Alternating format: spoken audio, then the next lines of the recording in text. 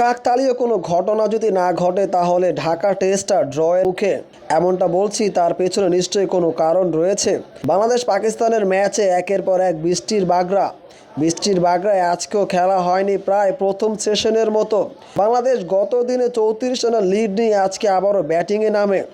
শুরুতেই সেই ধাক্কাটা সামলে উঠতে পারেনি সাদমান এবং জয়, তারা দুজনেই আউট হয়েছেন খুবই দ্রুত। তবে বাংলাদেশের মুমিনুল এবং শান্ত মিলে আবারও সেই কার্যকরী জুটি দুজনের তুলে নেয় অর্ধশত, তাতেই বাংলাদেশ দল 100+ লিডটা দিতে সক্ষম হয়েছে।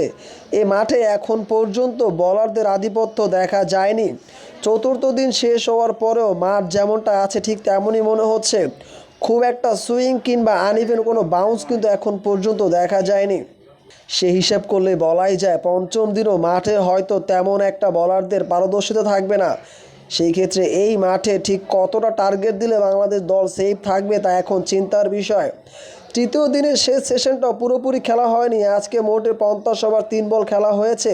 শেষের দিকে লাইটের স্বল্পতার কারণে বাংলাদেশ পাকিস্তানের ম্যাচটা বন্ধ হয়েছে। আগামীকাল 15 মিনিট আগে ম্যাচ শুরু হবে। যদি আবহাওয়া ঠিক থাকে তাহলে পুরো দিনটা হবে 98 ওভারে।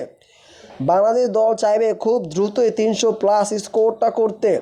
এরপরে পাকিস্তানকে আমন্ত্রণ জানাবে তারা ব্যাটিং করার জন্য। সেই ক্ষেত্রে বাংলাদেশ দল কি প্রথম সেশনটা ব্যাটিং করবে তা হয়তো তারা নিজেরাই বলতে পারবে।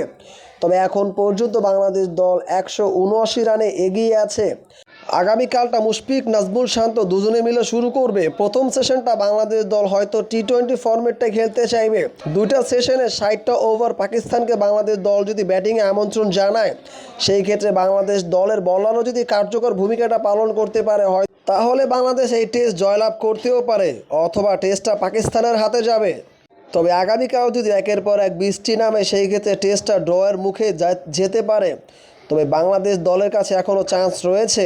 তো বাংলাদেশকে এই টেস্ট ম্যাচ জয়লাভ করতে হলে অবশ্যই 300+ স্কোরটা করতে হবে। সেই ক্ষেত্রে প্রথম সেশনটাই বাংলাদেশ দলের জন্য, পরবর্তী দুইটা সেশন অবশ্যই পাকিস্তানকে ব্যাটিংয়ে করতে দিতে হবে, যাতে করে পাকিস্তানকে খুব দ্রুতই বাংলাদেশ দল অল আউট করতে পারে। তাহলেই সম্ভব।